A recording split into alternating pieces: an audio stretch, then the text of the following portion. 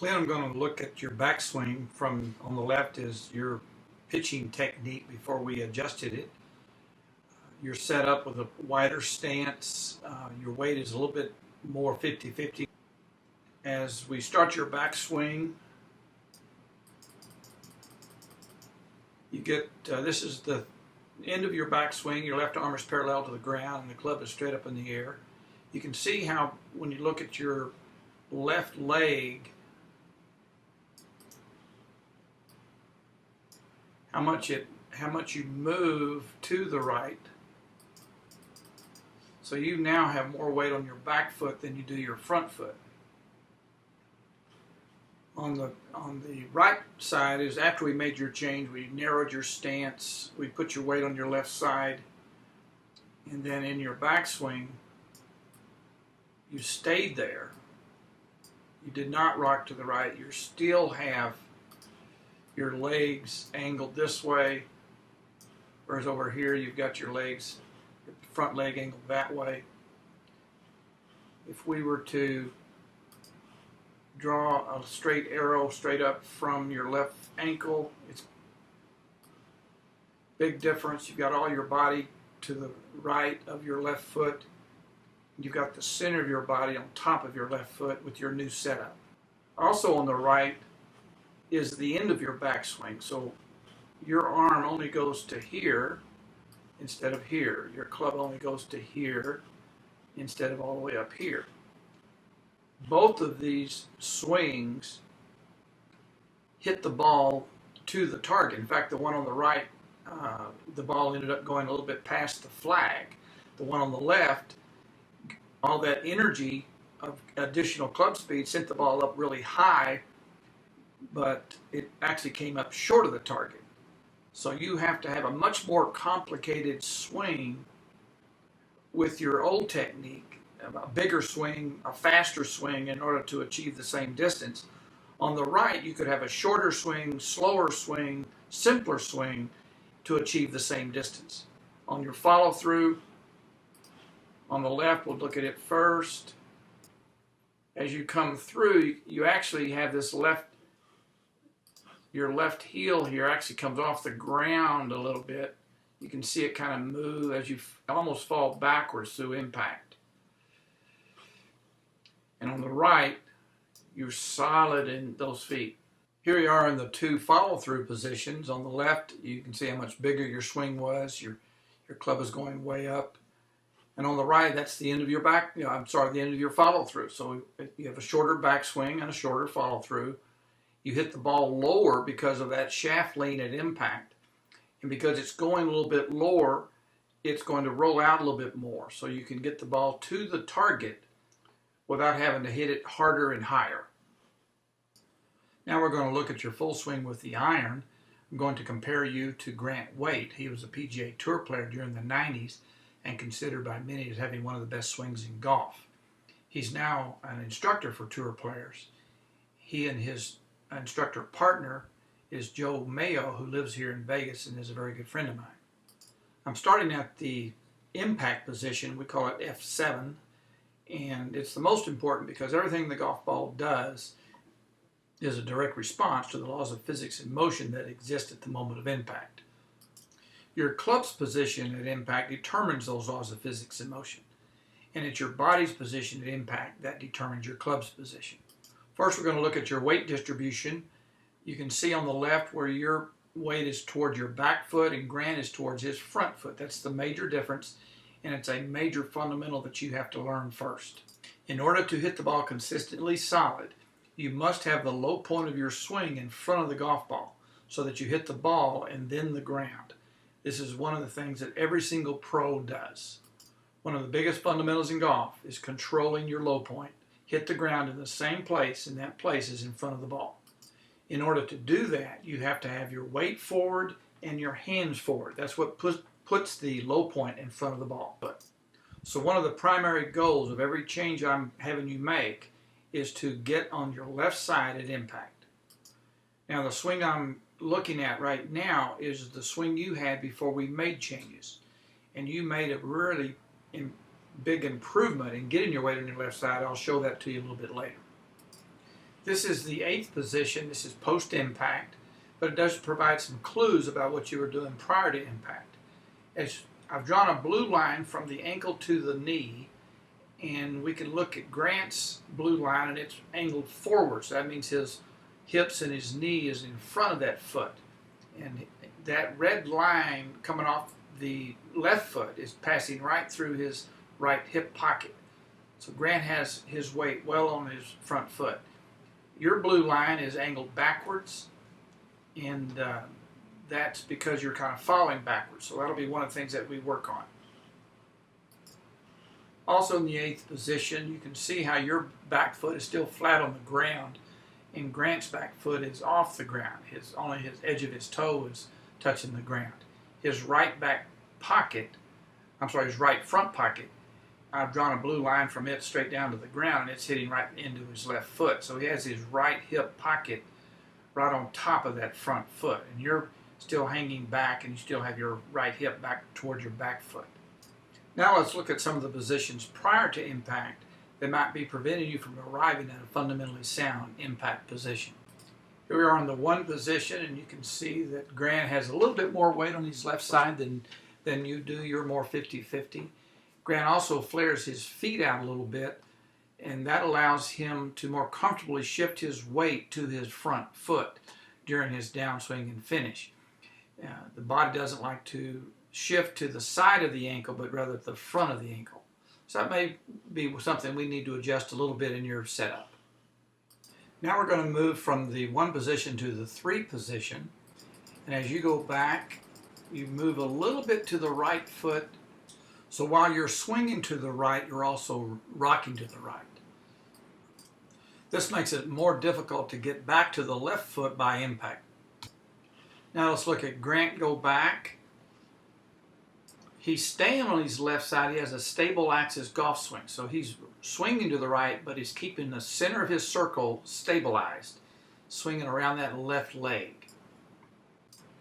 At the top of the backswing, the 4 position, Grant has continued to hold his weight on his left side. You have moved more to the right side. Now let's look at your swing after we made some changes. The one on the left was your swing at the beginning of the session, and on the right is your swing after we made some adjustments. It's certainly easy to see with your swing on the right that you have a little bit more weight now on your left foot. That's going to help you keep that low point in front of the golf ball so that you're more consistent in making contact. I do want to adjust that a little bit. It's a little bit too much. You've got your top of your spine too much on top of that foot. I want the hip move more on top of the foot, but have the spine angled backwards just a little bit. But we'll modify that slightly. Here you are in the 3 position, and you're doing a much better job of staying on that left side. Here we are in the 4 position. It is much better than before. You're much more on your left side. You've got your low point in front of the golf ball. Now, it's not the perfect form of a 4 position, but it has many of the elements that we want. As we continue to modify and improve this, you're on your left side, but I need to show you how to move a little bit differently to get on the left side, and that'll help you down the road. Here you are at impact. You're much more on the left side. That red line is going right through the center of your hip, and it's missing your hip with your old swing. So you definitely have much more weight on your left side at impact. That's a big improvement. Here we are on the post position, position 8. Again, you look, the shape of your form is about the same, but you have definitely shifted more of your weight on center of gravity on top of that left foot. So that was the main thing that we worked on, and that's the biggest improvement you made. And we saw how it affected your golf shots. You hit the ball much better. Wanted to show you compared to Grant with your new swing. This is the 3 position, and you can certainly see how you're on top of that left foot like Grant is, much better than it was before. Now, Grant has moved his body a little differently than you in order to get his weight on his left foot, and I need to show you how that's done. He's moving his hips a little bit differently than you are, and that can be problematic down the road, so we need to fix that. Here we are in the 4 position, and you still are on that left side. I do want to point out some differences that we still need to work on in order to become more fundamentally sound with your golf swing. You can see how your left leg, that knee is kind of going in, and your left hip is kind of pivoting one way while your right hip pivots the other way. And Grant has his knee right on top of his foot, and it's not twisted inward. And I'll show you how to make that move. The other thing is the top of the swing. When we look at Grant, and I've drawn a red line from his shoulder to the butt end of the club. So he has his left arm very straight, and the red line passing from his shoulder through his elbow to his wrist forms a straight line. And then the shaft of the club is about a right angle off of that left arm. When we look at your backswing, the shaft of your club is almost at a right angle to the forearm, but you bend your left arm quite a bit. I've drawn a blue line from your left shoulder to your elbow and straight out, and then a blue line showing where the shaft might be if it was at a right angle to that extended arm. So your club is further back than Grant's, but it's not so much because you've done something in your backswing, in your shoulders, or your hands. You've simply bent that elbow, and had you not bent the elbow, that club would be positioned where the blue line is. And so I need to show you how to be more compact and keep that left arm straight in your backswing. Now this here is the 8th position, or almost the 8th position, and there's a couple of important things I want to point out. First of all, let's look at the back foot. Grant's foot is off the ground. That's because he's shifted his weight and he's turned his hips. If you look at the blue line coming off of Grant's front right pocket, that blue line straight to the ground almost hits his left foot. And your blue line from your pocket is back of that left foot, is closer to your back foot. So one of the things that we need to work on going forward is learning how to use our lower body in a golf swing. I also want to point out the position of your hands and elbows. Grant's arms are very close to each other. His elbows are very close to each other, and your elbows are kind of separating. Also, the blue line or blue arrow is pointing at your white glove. You can see how your left hand is above your right hand, whereas Grant's left hand is underneath because he has crisscrossed his wrist during the impact swing.